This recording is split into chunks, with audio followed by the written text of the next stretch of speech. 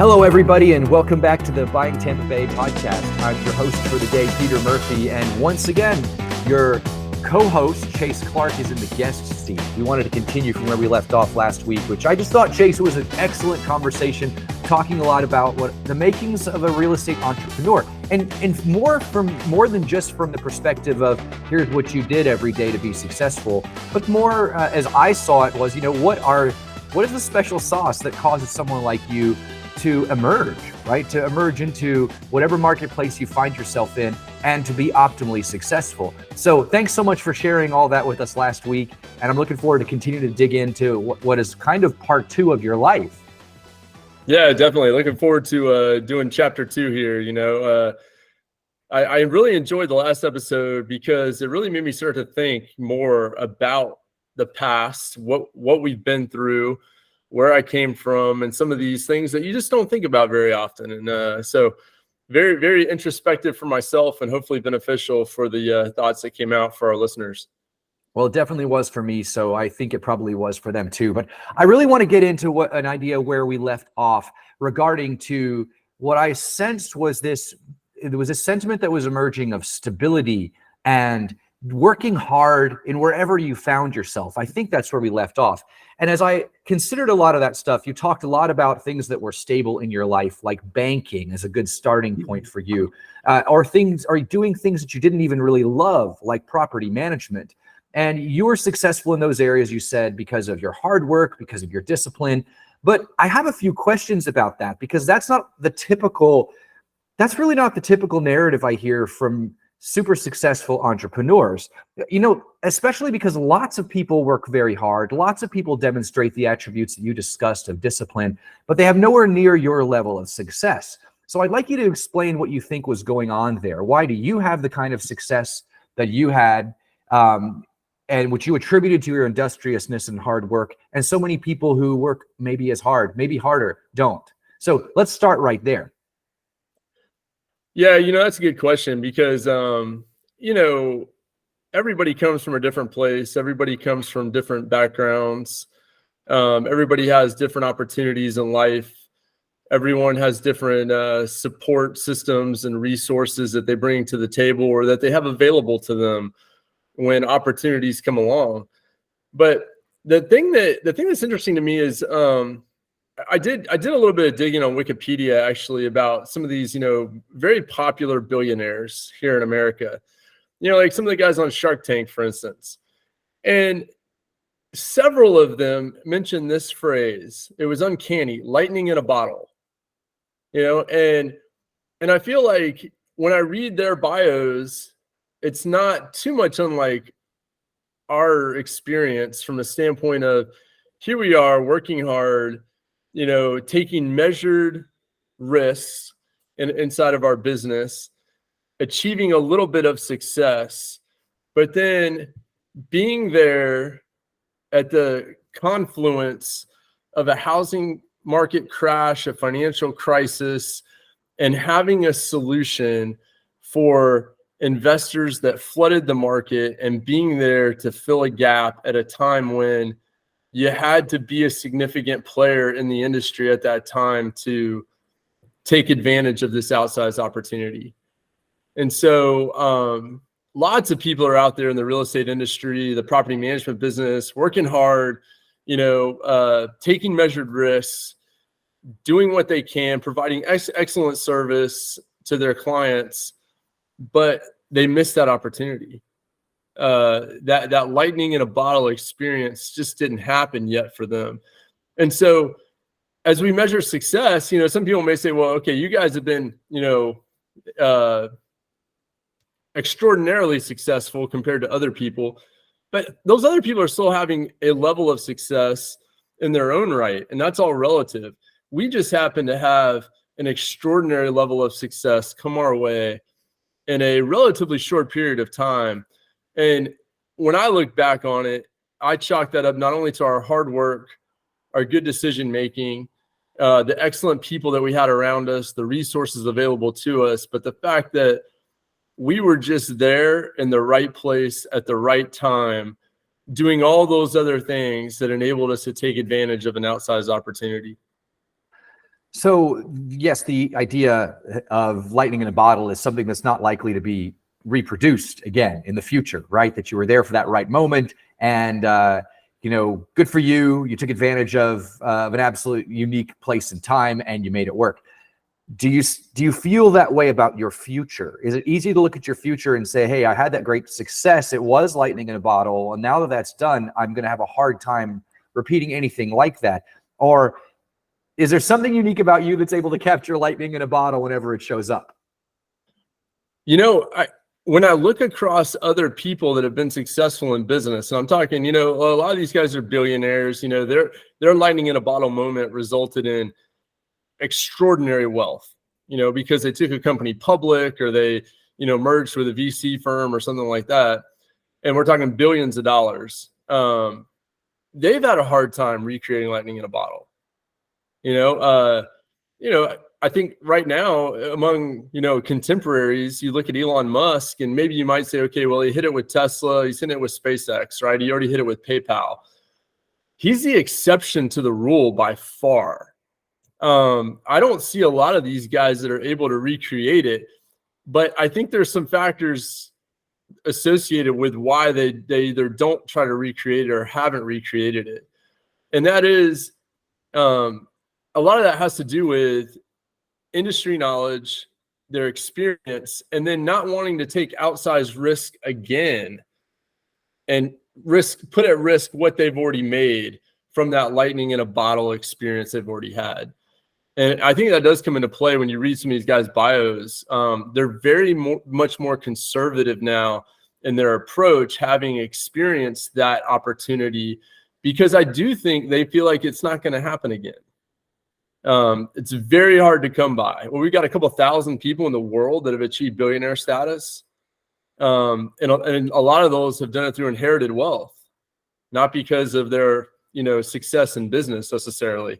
So it's an interesting dynamic to think about, but I do think that ultimately, and Warren Buffett says this a lot, right? Just don't lose money, right? That's like his number one or number two rule of investing. Don't lose the money, right? So after you've got the money or you've had success financially from your business, in some ways people retract into preservation mode.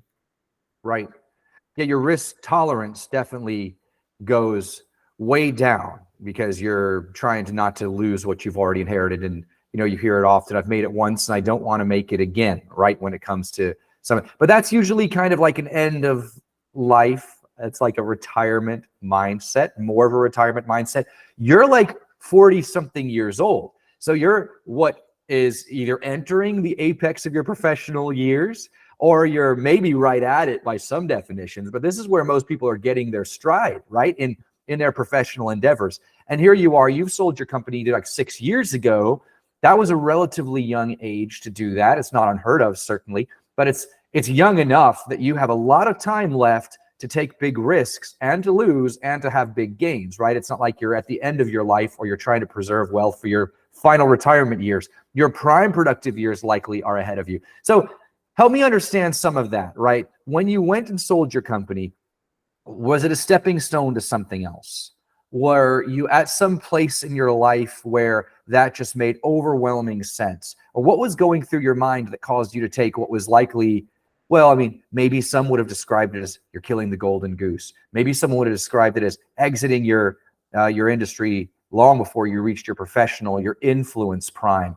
There's lots of people that would look at that and maybe think, hey, you maybe exited too early. Do you think you exited too early? Or was this a stepping stone to something else? Lots of questions I have about all of that from you. Yeah, sure. Yeah. So I think the decision to sell a business has to be made on math. I mean, you can make that decision for other reasons, but if you do the math is going to tell you when it's the right time to sell. There can be some external factors that influence that. Maybe there is some outsized opportunity on the horizon that you haven't yet realized that may play into something like that. But I feel like in March of 2016, when we sold, we probably couldn't have done it at a better time, just because of the state of the housing market.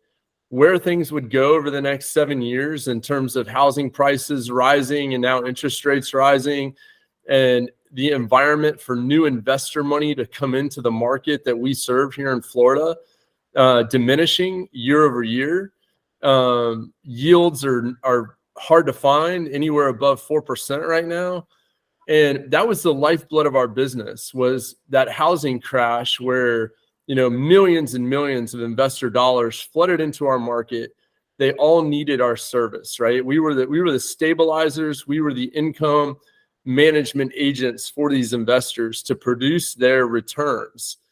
And once they couldn't achieve returns in real estate here in Florida, like they could either in the stock market or in other markets that we weren't in, the business started to leave. And we saw that start to happen even in 2017, 2018. Investors started to sell out, and the core property management business started to dwindle.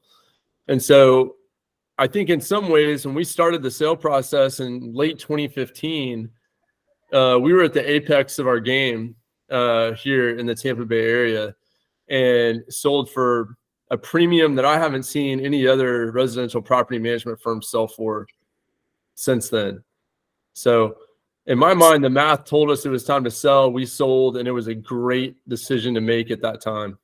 So some of that is math, and some of that was calculated, a calculated determination of what the future would hold, right? Because I suppose at 2016, there were signs that was going to happen, but I'm not sure you could have said that it was a sure thing. In the subsequent years, it looked sure. So how do you take what is likely a very much fortune telling and a crystal ball moment and act so confidently based upon it? Was there some overriding factor or deployment strategy that you had with your capital? Were you looking for some kind of a lifestyle change at that time that was going to be offered to you by this, that made all that added up in favor of a sale decision?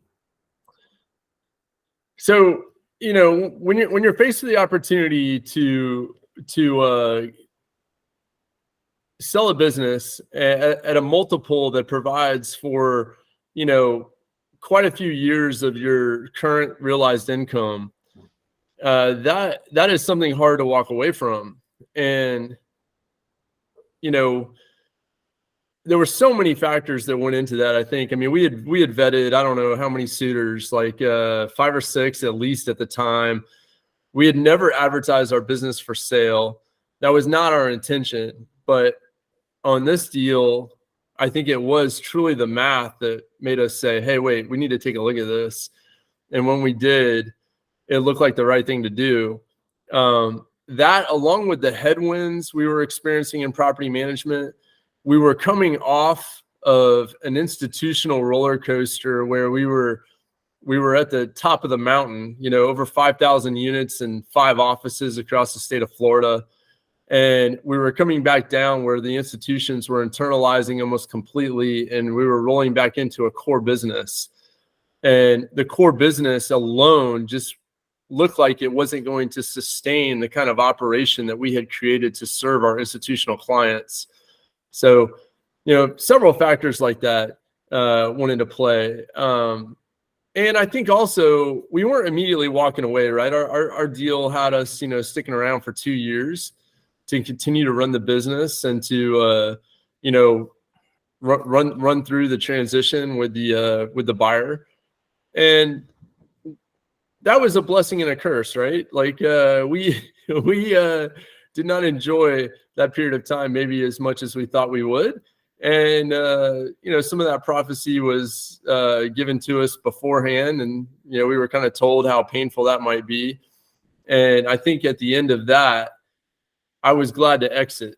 In December of 2017, I was glad to get out, wash my hands of it, because I had seen, what a corporate roll-up looked like when you were dealing with really a local business. And it just wasn't something I felt like was going to be fulfilling for me going forward.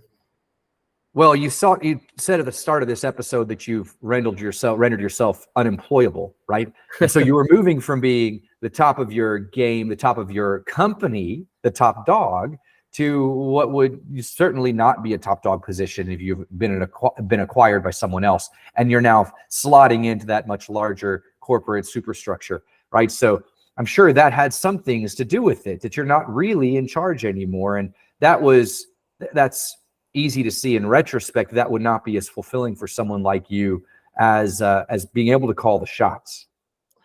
Yeah, and I mean, to go back to your questions, your list of questions too. I mean, at 39, we had been churning with this business hardcore since 2008, right? We jumped in, 100% into property management in 2008, and then 2016, 8 years later, we're selling the business, and 20 months after that, we're fully exiting that industry with a non-compete for the next 18 months, right? So it was a drastic life change, after 10 years of doing that day to day, being in an office environment where you had a team of employees that you really liked, that you had grown from the ground up. You had a business that you had bootstrapped, from day one. It wasn't until maybe after the fact that you start looking back on those things and thinking, man, I miss the people. I miss being around that office environment. What an incredible thing we had created over that 10-year period, with blood, sweat, and tears. And, so, a little bit of sentimentality there from that standpoint. But I think the sour taste from the last 20 months of that venture really kind of made that easier to swallow. But at 39, what do you do, right? I mean, like, that was your question, right? So you sell a business, you're in your prime, 39 years old. All right, you got a little bit of money from selling a venture. What do you do with your time? I started running. I started running. Yeah. Did a couple of half marathons. Well, that's not unusual, is it? Right? That in fact accompanies middle age, and for a lot of people, right? I mean, that's like what the age when people start taking up marathons and triathlons and all kinds of like age-defying ventures, trying to prove to themselves that they still got it, right? I mean, so like that kind of fit naturally in some ways, maybe with this transition point for you. Yeah, it wasn't too long because, went to the gym more, started running more, doing more physical, type pursuits like that. Spending more time with my wife and family and things like that. But it wasn't too long. I think, March of about 4 months later, right? March of 2018, we had started up our real estate brokerage. One thing we were allowed to do under our non-competes, we started HomeProp, this wonderful, company that we have now. And we were doing real estate buy and sell deals, but also we had partnered with another acquaintance we had that was in the insurance adjusting business. And so, we dipped our toe in the water of a new entrepreneurial venture, right? And starting up an insurance adjusting business with a couple industry veterans. And so, that was a fun thing. It was an exciting thing at that time, right? Hey, we're going to jump into a new industry and try and bring all the things that we've learned from real estate, into something totally foreign to us, right? And that was fun, and kind of rode that wave for a couple years, and enjoyed that time doing something new like that, something that made sense, something that was kind of loosely related to real estate, but a completely different industry. And it was fun to learn about that. So you added your brokerage, you diversified into insurance adjusting. My guess is you made some additional investments beyond that to expand your holdings, your portfolios, maybe dug in a little bit deeper to some of what you did before. Found lots of ways possibly to diversify and strengthen yourself in the industry. And 6 years later, here you are. So let me ask you a couple of questions about that. Do you think the 39-year-old version of Chase Clark would be surprised or interested in the 44-year-old version of him, where he is today? Would he think that was an unexpected journey that you had taken to where you are today? And talk to me a little bit about, the last 4 years. You look at yourself, is where you are today where you thought you would be, right? Or, you know, you're pursuing probably some additional, I know you are, some additional volunteer ventures. You've got some hobbies that you've deepened yourself into. Maybe talk about some of those if you're interested, because I'm sure lots of people would like to know the extent of the diversity of what it is that you do. And then tell me, does all that make sense? Is all that exactly where you thought it would be? So, you know, the funny thing is I think ever since we sold our business, I have fielded this, you know, question from people ever so often. And every time I hear it, it's like, wow, really? And the question is, how's retirement? You know, or are you retired? And I'm like, retired from what? I've got like more jobs now than I've ever had in my life, right? And I think, you know, that is one of the blessings that came out of being in this situation of life, right? That here at 44, I've got the luxury of not having to go to an office every day from 9 to 5 or 8 to 5 or 8 to 6 or 7 or whatever people are grinding out that are at my age, trying to make it to the C-suite, right? Because this is the time of life that's what you do, right? You want to be in the C-suite by the time you're 45, you know, and then run out your last, you know, 10 or 15 years at the highest levels of your business. That's what corporate America tells you you're supposed to be doing, right? And if you have ambition or aspiration, that's the path you take. That's the prescribed path of business for most people. But man, I feel like I'm one of the luckiest people in the world, because not only do I get to do several different things that I have interest in, but I've been available to my family in a way that so many of my peers just can't be available to their kids while they're growing up at this age. I've got an 11-year-old, a 14-year-old, and a 16-year-old.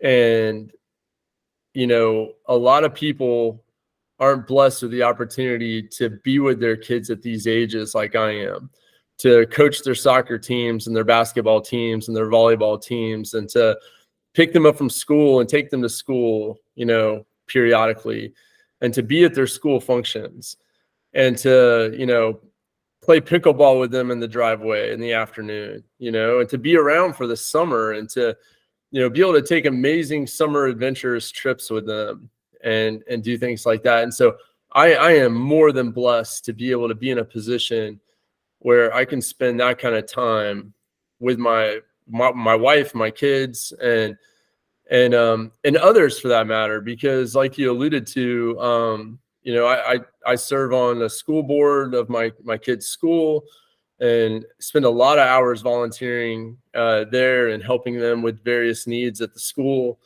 I've got a significant role with my church family and helping to maintain our building and overseeing that, and doing the accounting and bookkeeping for the church. And so spend hours volunteering doing that. I've been able to dip my toe into teaching a little bit, and actually teach a real estate investment course at Florida College. And, you know, just started that last semester, and that was a really fulfilling experience. Really enjoy doing that, being able to impart some of the things that we've learned over the past, you know, 15, 18 years to students who have an aspiration to be involved in real estate in one way or another one day. And so all of those different things are side hustles, if you will, because we still have our business. We still work diligently, you know, with HomeProp to serve clients and to, you know, help people buy and sell homes and manage properties and all of that. But I don't have to spend the kind of concentrated time on that I used to have to spend when it was a big going concern with dozens of employees every day and you know, and high level clients to serve. We've had the luxury of slow growing this business with the right kind of clients, the right kind of employees, the right kind of brokers, and, you know, from an effectiveness standpoint, been able to make a pretty decent living doing it that way.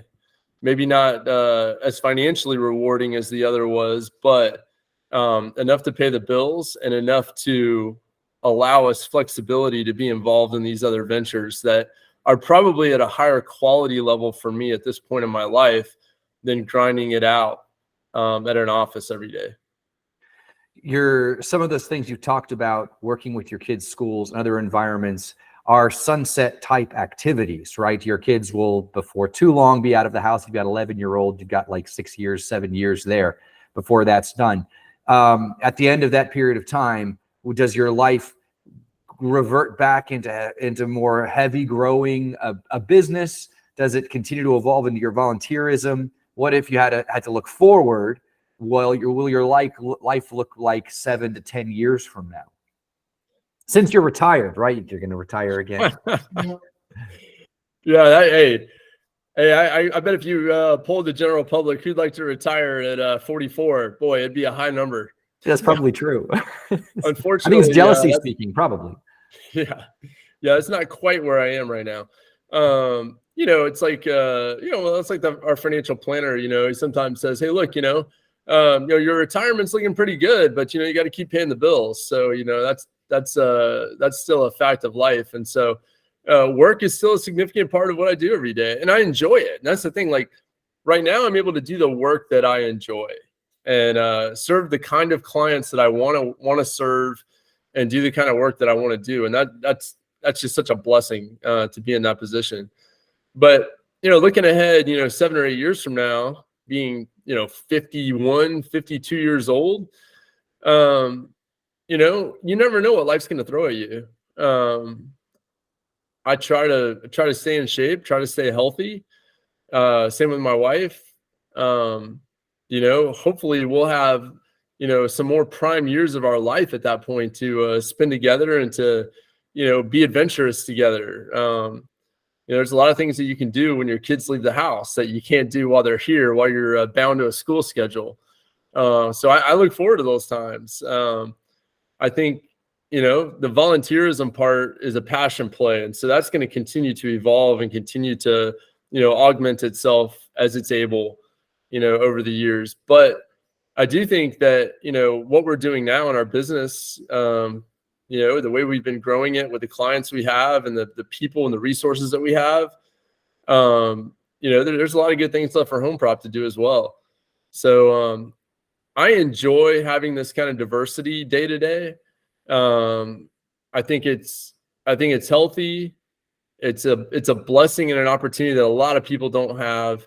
And so I'm trying to take advantage of every opportunity that's put in front of me, both on the work side, the volunteer side, church side, and family side.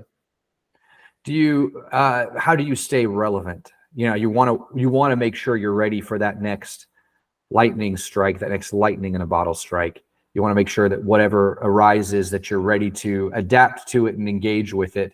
I imagine that when you have a diverse life, it's a little harder to feel like you're really digging in deep to any one of those areas and able to devote the kind of research and study to be a true expert in any one of those areas.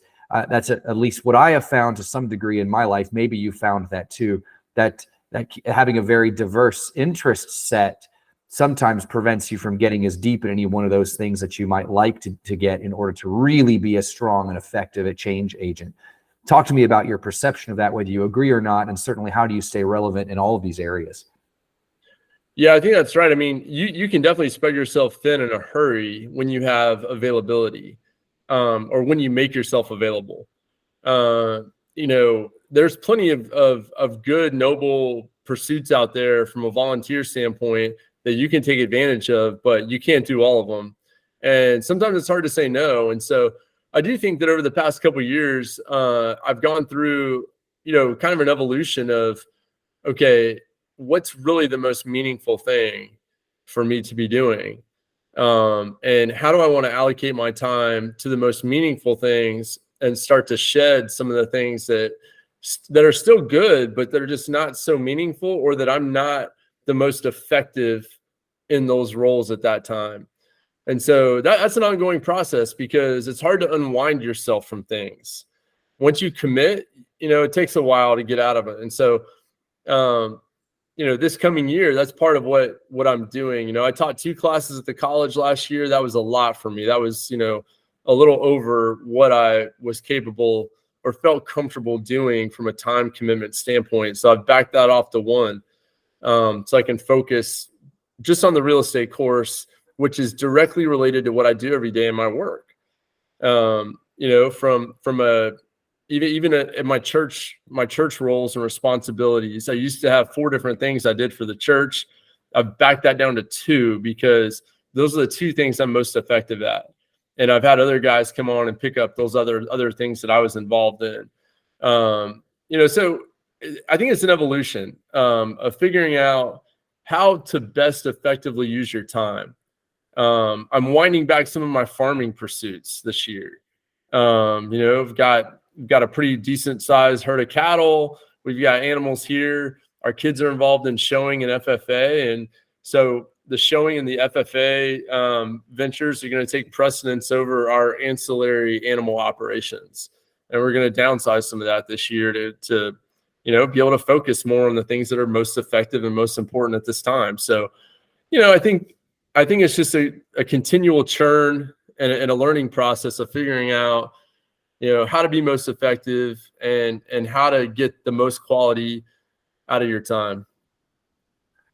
Fantastic stuff. So talk to me then as we wrap up about, what you would say to the people who look at an entrepreneur like you and feel like, I want to be like Chase, right? This is the kind of path I want to take, right? I mean, is there any advice that the 40-something-year-old version of you would give to that 20-year-old something version as he's kind of setting out on his journey? Are there things that you feel like that you misemphasized or misprioritized that you didn't really need to do, right, when you were 20, but you didn't know you didn't need to do it at the time, right? So you dug in deep and you did some things, and maybe they were contributed toward your success, but maybe they weren't. And maybe you can speak to some of those with clarity now. And also, what do you say to the young guy or girl coming out of college, who looks at your journey and feels like, that looks a little boring to me. It looks a little dull. I want the excitement and the adventure of something more risky, right? I don't always be doing the stable and secure and grinding it out. I want to be doing the adventuresome. So maybe speak to both of those ideas if you can. Yeah, I do get the question every now and then from, college age students, and they're like, hey, how do I become a real estate investor? And, maybe that's the label they put on me, because that is a significant part of what we do, right? I mean, we took a lot of the resources that we were able to make from our business over the years before we sold it and after we sold it, and we plowed those in to a significant rental real estate portfolio. And it's managing that and preserving that wealth and creating cash flow from that and value for that portfolio is such a fulfilling part of what we do. So we were able to pivot that day-to-day work that produced income for us into something I think that continues to produce for us, but is more fulfilling than what I used to do maybe. But to answer that question, going back to people asking me, how do I become a real estate investor? Well, you got to have money to invest, right? Is always my response. So go get a job, right? You got to, my advice to anybody starting out is, find a job with a good company that's going to train you, whatever industry you're going to be in. Find a job and have a plan for yourself, right? I never, when I graduated from USF at 21 years old, never would have imagined that at 44 I'd be in this position. But I knew that I had talents and resources that I could use to propel myself in life. And with the blessings of God, I knew that would, come to fruition at some point. Didn't know what that would look like. So you got to work hard. You've got to get a good degree. You've got to partner yourself with a company that's going to be fulfilling for you and provide opportunity for you. And if you are entrepreneurial at the right time, take advantage of creating that opportunity for yourself and building your own business. But there's a lot to be said for, working hard and doing the things that people don't always want to do, making yourself stand out in that way. A lot of people today that I talk to in college, they don't like their accounting classes. They don't want to do accounting. Well, my advice to them is no one else is doing it, so you should do it. set yourself apart. You've got to have a competitive advantage for yourself. And you can work hard and you can try and outwork everyone, but that's only going to take you so far. You've got to put your intellect to work with your diligence in order to create opportunity for yourself. And so try and create that competitive advantage, because that's going to be something that will set you apart and provide opportunities for you down the road.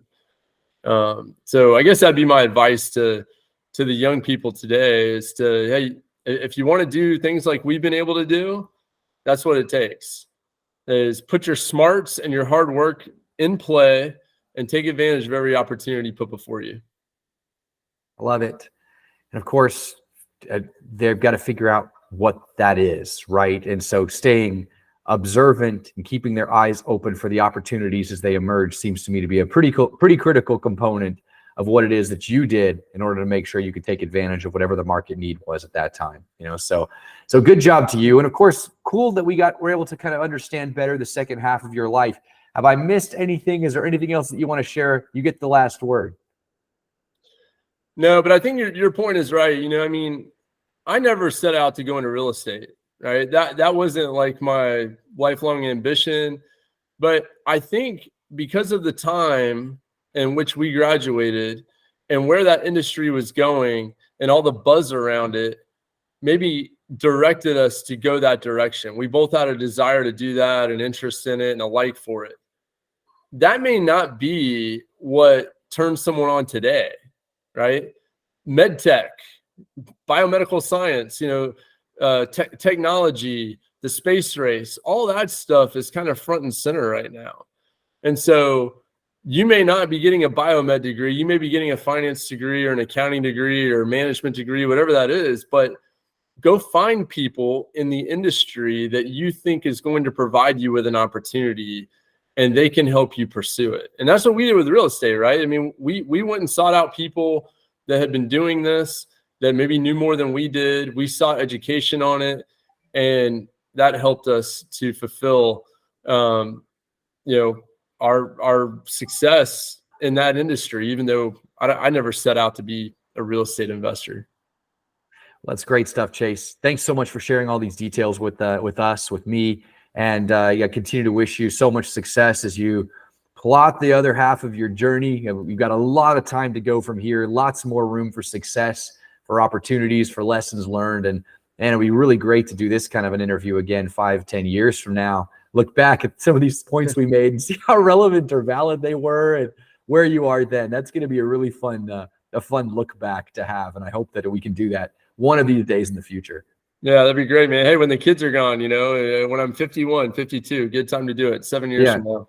We'll see how much our perspective has changed, right? I bet it's going to be massively different without the kids in the house. So yeah, no doubt. We'll see what that looks like. Hey, well, great time. Thanks so much for the conversation, and let's reconnect soon. Sounds good, man. I'll put you in the hot seat next week. A lot of fun. Can't wait. All right.